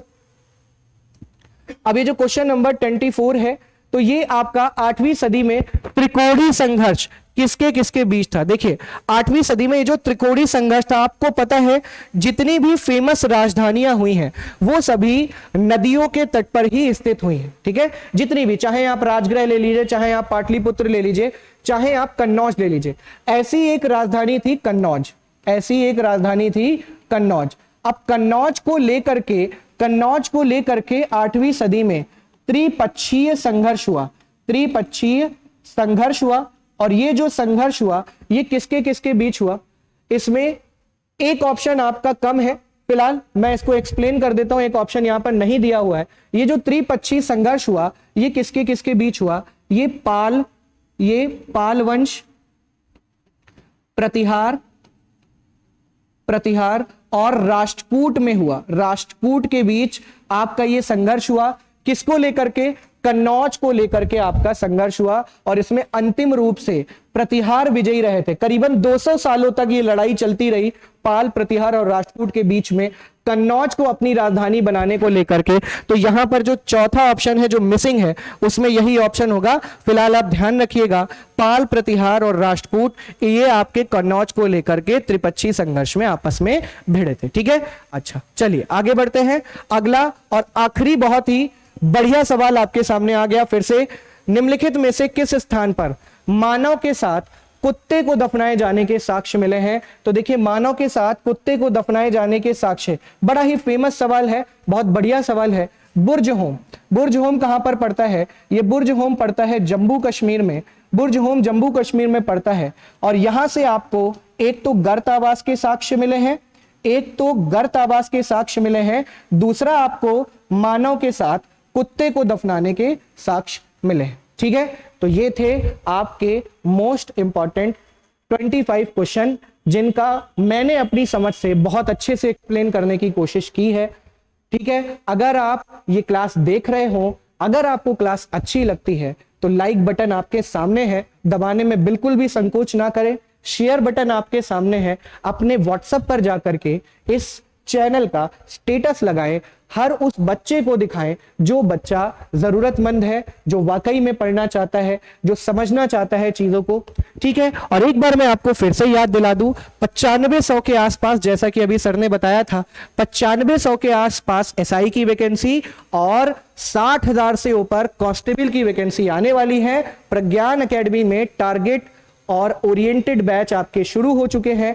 ठीक है, आप सभी को फिर से मैं आपको एक बार याद दिला देता हूं, आप सभी को किसी भी प्रकार की जानकारी चाहिए तो आपको इस नंबर पर कॉल करके आप वो सारी जानकारी ले सकते हैं। किसी भी हेल्प की आवश्यकता है वो भी आप ले सकते हैं।